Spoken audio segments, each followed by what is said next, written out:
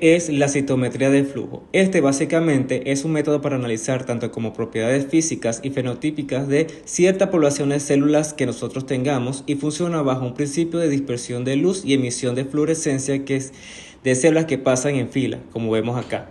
En cuanto a los componentes del citómetro de flujo, las principales partes que vamos a tener son una boquilla en donde se encuentra la muestra y un fluido salino que va a ayudar a que ésta salga. Además de un láser que va a disparar directamente a cada célula que va pasando en fila, y esto es detectado por un sistema óptico que básicamente son los filtros que nos van a ayudar a detectar cada una de las longitudes de onda. Por último, los detectores que van a transmitir toda esta información hacia la computadora. Entonces, yendo un poco más a detalle en cada parte, en primer lugar tenemos el sistema de fluido. Esto se encuentra en la boquilla del citómetro y básicamente se comprende de la muestra del fluido de vaina, que básicamente es una solución salina. Y el propósito de esto es lograr que la muestra baje de manera que las células pasen en una fila única. Funciona mediante un sistema de enfoque aerodinámico, lo que significa que el fluido de vaina se encuentra a una mayor velocidad y fuerza que la muestra, y esto va a forzar que las muestras o las células pasen en una fila. Por otro lado, tenemos el sistema óptico. Este se comprende de diferentes tipos de filtros que básicamente nos permite detectar las diferentes longitudes de onda de los diferentes tipos de fluorescencia que nosotros buscamos. Pasando cómo funciona el citometría de flujo, en resumen, lo que sucede es que la muestra es forzada a bajar de manera que las células pasen en una fila india.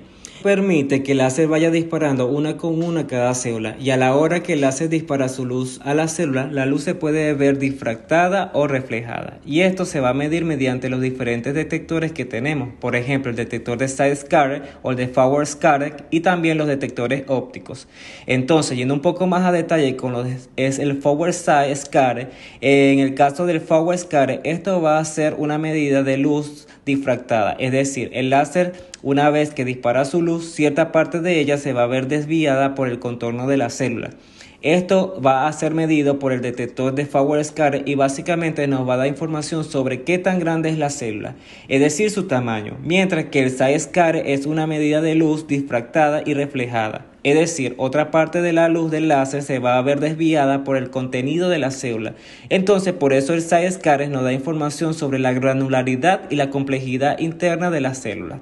Aquí vemos el resultado de forward y de side scatter del de glucosito, y viendo esto ya podemos diferenciar ciertos grupos de células. Por ejemplo, los granulocitos lo vamos a diferenciar porque presenta un gran side scatter, y esto se debe a su granularidad, mientras que los glucositos y los monocitos, es decir, los agranulocitos, tienen un side scatter menor, pero se pueden diferenciar básicamente por el tamaño, ya que los glucositos son más pequeños y los monocitos son un poco más complejos. Por eso tienen un side scatter ligeramente más alto que los glucositos.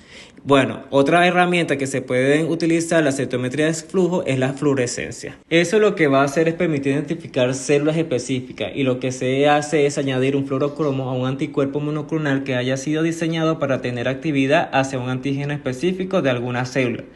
Esto se deja incubar por un rato para permitir que se adhieran los anticuerpos al antígeno y luego se puede analizar. Estos son los principales marcadores que se utilizan en la inmunología. Entonces, como le dije, básicamente son proteínas que se encuentran solamente en ciertos tipos de células. Por ejemplo, el CD3 se utiliza para identificar los glucositos T, CD4 específicamente a los T-helper y CD8 a los T citotóxicos, CD11C se encuentra en las células dendríticas, CD14 y CD3 se encuentra en monocitos y necrófagos, CD19 y CD20 nos ayuda a identificar a los linfocitos B, CD56 a las células NK y CD66B a los glucocitos. En general, y bueno, en la práctica existen diferentes tipos de fluorogonos. Estos son algunos ejemplos de los que realmente se pueden utilizar más de uno en el mismo tiempo, siempre y cuando se cuiden las longitudes de onda y la emisión máxima no estén cerca de una de otra, es decir, que no se superpongan de manera que no interfiera en la emisión. Por último, ¿cómo analizar los datos? Una manera en la que se presentan los datos es un histograma univariado. Este es un tipo de gráfico que básicamente nos va a mostrar solo un parámetro de emisión que se encuentra en el eje X. En este caso, por ejemplo, la fluorescencia y el número de eventos en el eje Y. es decir, la cantidad de células que presentan esa característica. Entonces, en este caso, vemos las diferentes medidas de fluorescencia en el eje X y en el eje Y. Mientras más alta sea la columna, más cantidad de células nos implica que tiene esa cantidad de fluorescencia. Y bueno, la otra forma en la que se presentan los datos es un histograma bivariado. Este nos sirve para medir dos parámetros. Uno se encuentra en el eje X y el otro en el eje Y. Y por ejemplo, vemos acá un pole square en el eje X y el side square en el eje Y. Y los eventos ya se muestran como un diagrama de densidad. Por ejemplo, aquí cada punto que indica una célula que presentan esas medidas.